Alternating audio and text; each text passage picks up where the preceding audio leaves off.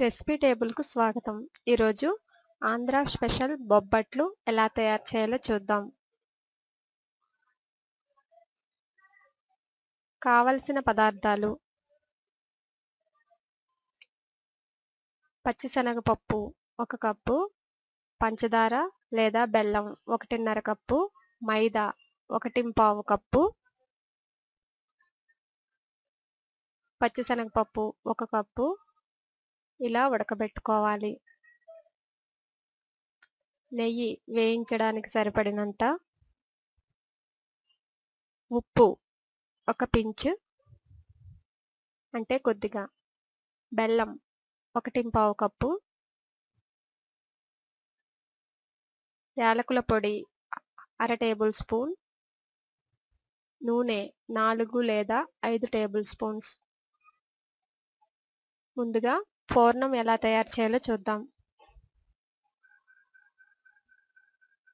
శుభ్రంగా కడుక్కున్న పచ్చిశనగపప్పును కుక్కర్లో వేసుకొని ఒక 3 విజిల్స్ వచ్చే వరకు ఉంచి స్టవ్ ఆఫ్ చేసుకుని వాటర్ అంతటినీ తీసివేసి ఇలా పప్పును తీసుకున్న తర్వాత పేస్ట్ చేసుకుని ఒక పక్కన పెట్టుకోవాలి. బ్లెండర్లో కానీ మిక్సీలో కానీ వేసుకొని అసలు పప్పు బద్దలు లేకుండా ఇలా ముద్దలాగా చేసుకోవాలి. తర్వాత పాన్లో బెల్లం వేసుకొని బెల్లం మునిగేలాగా కొంచెం వాటర్ వేసి బెల్లం కరిగే వరకు మరగనివ్వాలి. బెల్లం బాగా కరిగి ఇలా బబుల్స్ లాగా వచ్చినప్పుడు యాలకుల పొడి వేసి ఒకసారి కలుపుకోవాలి. పంచదార కన్నా బెల్లం అయితే టేస్టీగా ఉంటాయి, బొబ్బట్లు రుచిగా ఉంటాయి. ఇప్పుడు మనం పేస్ట్ చేసి ఉంచుకున్న శనగపప్పు ముద్దను ఈ బెల్లం పాకంలో వేసి పాకం పట్టుకోవాలి. ఇలా మొత్తం ముద్దనంతటిని వేసి ముద్ద ఉండలు లేకుండా బెల్లం పాకంలో బాగా కరిగేటట్లుగా వేసుకుని కలుపుకోవాలి. ఇలా పాకం పెట్టి చేసుకోవడం వలన బొబ్బట్లు 3 లేదా 4 రోజుల పాటు నిలవ ఉంటాయి.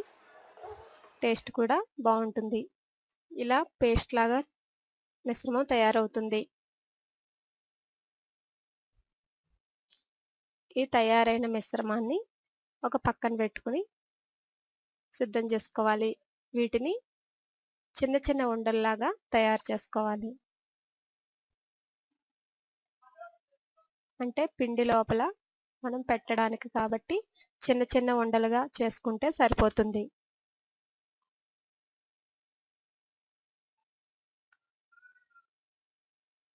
మొత్తం ఉండలన్నిటిని సిద్ధం చేసుకుని ఒక పక్కన పెట్టుకోవాలి.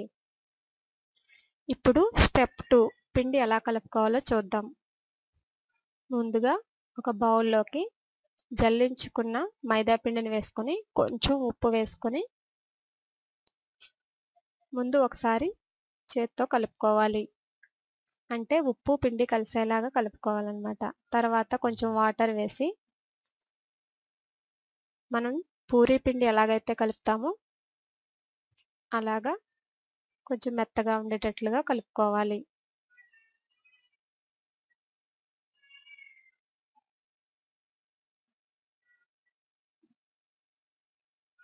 పిండి మొత్తటిని వాటర్ వేసుకుని బాగా కలుపుకున్న తర్వాత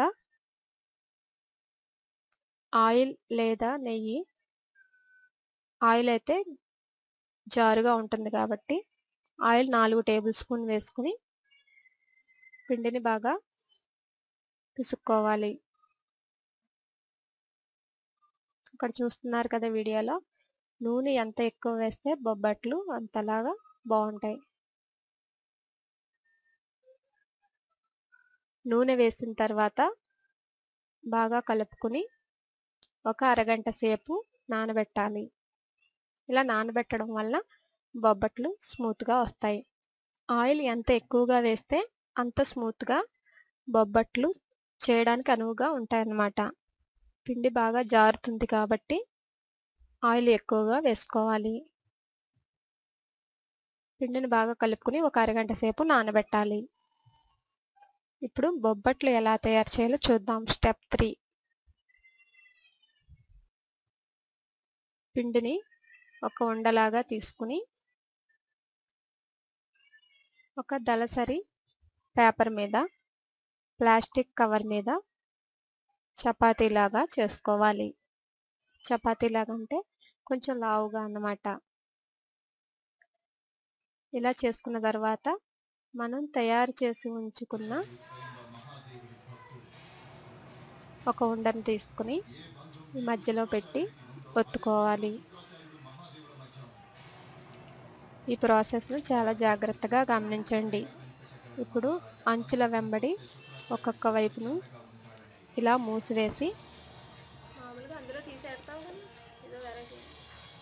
తరువాత బొబ్బట్టును తిప్పుకొని ఇలా సరి చేసుకుంటూ ఆయిల్లో చెయ్యి అద్దుకుని ఇలాగా చేతితో ఒత్తుకోవాలి.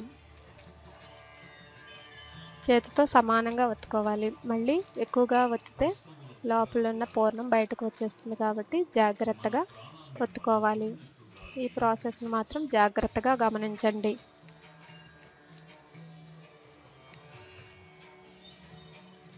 ఇప్పుడు బొబ్బట్టు తయారైంది. లోపల ఉన్న పిండి కనబడకుండా ముందుగానే చపాతీలా చేసుకుని దాంట్లో పూర్ణం పెట్టి ఇలా ఒత్తుకోవాలి. ఇప్పుడు పాన్ మీద నెయ్యి వేసి ఈ బొబ్బట్టును నెమ్మదిగా తీసి పాన్ మీద వేసుకోవాలి.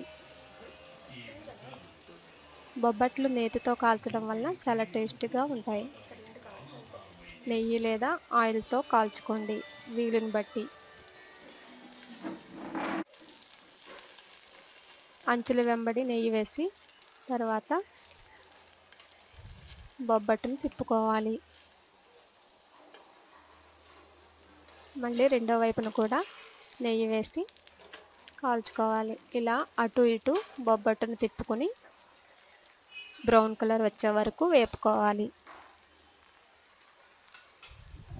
బొబ్బట్టుకు ప్రాసెస్ చాలా ఎక్కువ కాబట్టి చాలామంది చేయడానికి ఇష్టపడరు.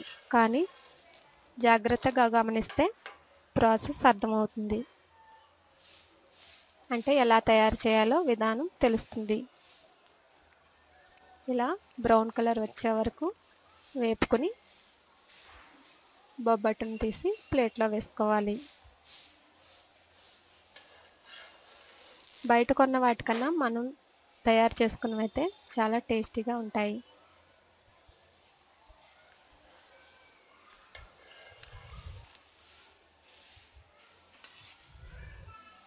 అలాగే మరొక బొబ్బట్టు ఎలా తయారు చేయాలో చూద్దాం.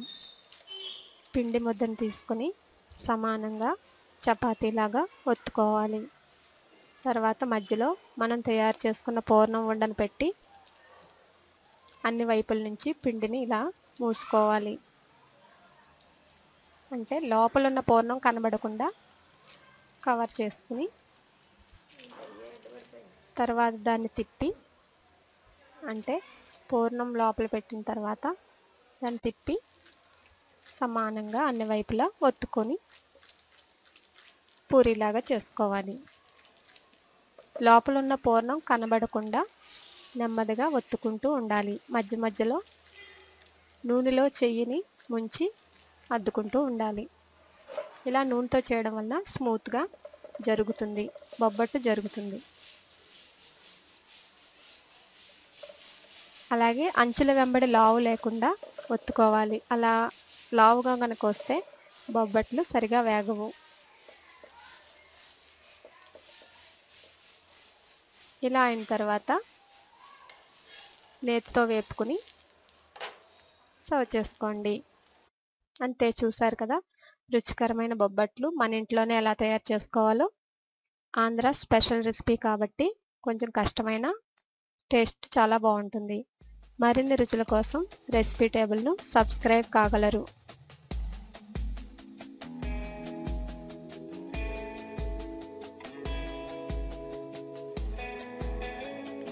ధన్యవాదములు.